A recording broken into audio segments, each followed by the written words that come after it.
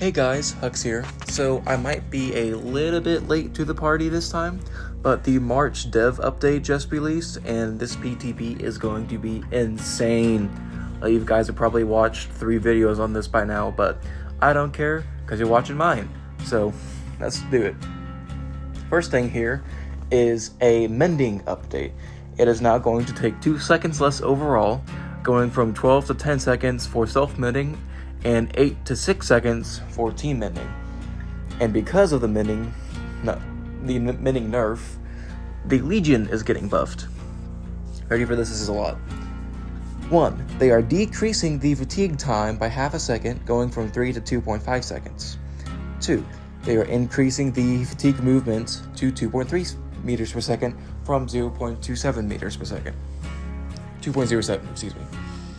They are increasing the Feral Frenzy time by 1 second, going from 10 to 11 seconds.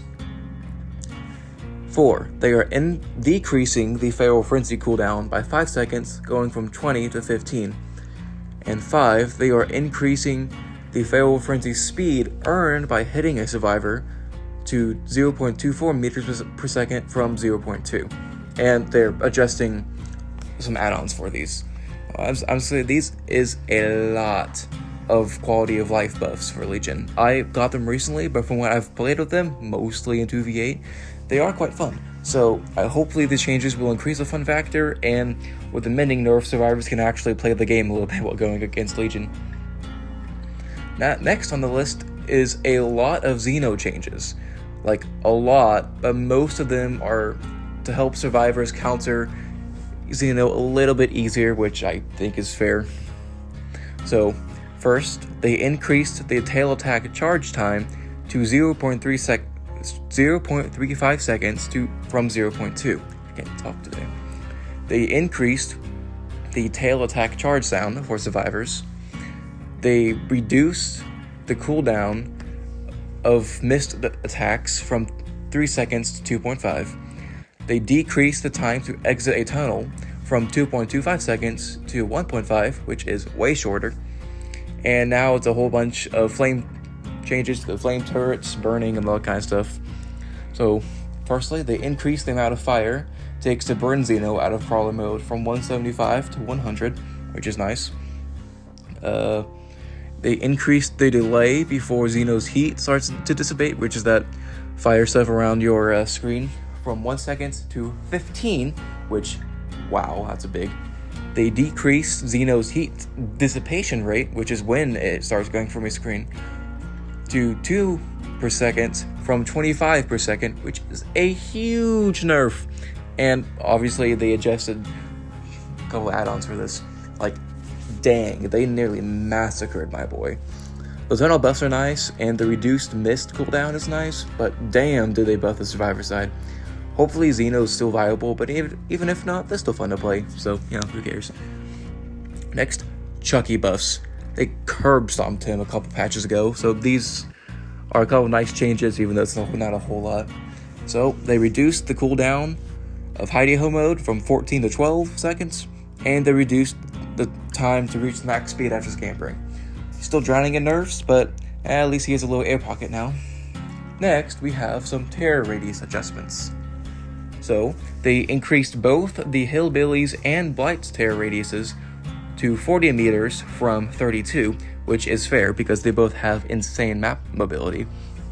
And they decreased Pigs, Ghost Faces, and Skull Merchants' terror radiuses from 32 to 24. First two are understandable, being, they're both stealth killers, but Scully is an outlier. In the patch notes, they said that she could benefit from the change, and I do agree with how weak she is now. It was nice to give her something. Next are the surrender options that are going to be added. Keep in mind, these are just for the PTB. They might be changed later. We do not know yet. So if any of the conditions are met, you can choose the surrender option in the match details or pause screen. For killer, either all survivors are bots, or a generator hasn't been completed in 10 minutes. 10 minutes could probably be shortened a little bit, in my opinion, but this is just the PTB again, so things could change, and probably will. And for survivor, either all other survivors are bots, or all remaining survivors are in the dying state. And they did address this. Plot twist will not trigger this. You cannot force a surrender, which is nice. And my best guess is that when a survivor surrenders, they are replaced by a bot, which probably means that once one surrenders, the others will surrender, which in turn will let the killer surrender. So that's nice. And that also means they can't hold you hostage. That's also nice. But now is the time y'all have been waiting for. Erie of Crows got a rework. Woo! So first thing they added is a new variant to its realm with a more shack-focused map, which is nice because, Erie kind of sucks. And second, they updated the existing map, aka, Erie, the regular Erie of Crows, to improve navigation. I'll put a couple screenshots of what these will look like up on screen now. Okay, perk updates. I'm just going to tell you all the purple version because they are the only ones that matter. So for survivor perks, quick and quiet. Decreased the cooldown to 15 from 20 seconds. Deception.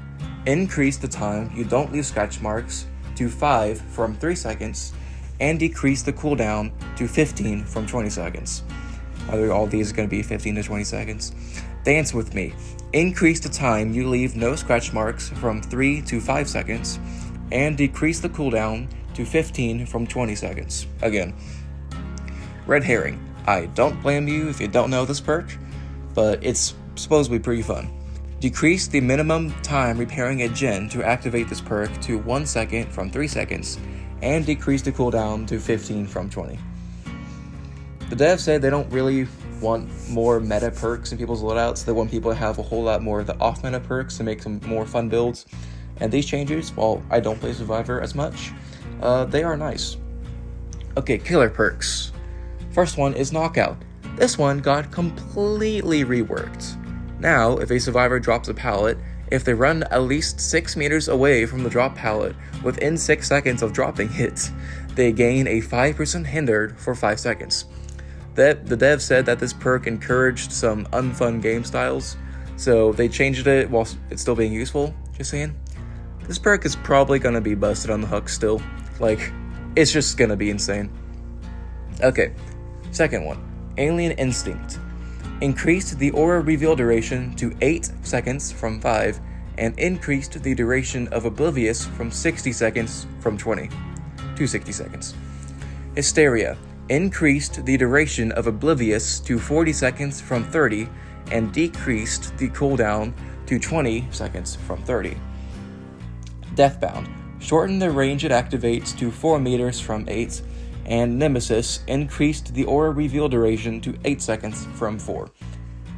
Okay, that's everything. That is a lot, but I wanted to thank you all for sticking through this with me. Tell me what you guys think about this in the comments, and like the video. It helps me get recognized by the algorithm, which lets me get to more people. Also, yeah, again, this was a lot, but I really hope we get some EMP nerfs sometime in the future. Okay, thank you, and goodbye.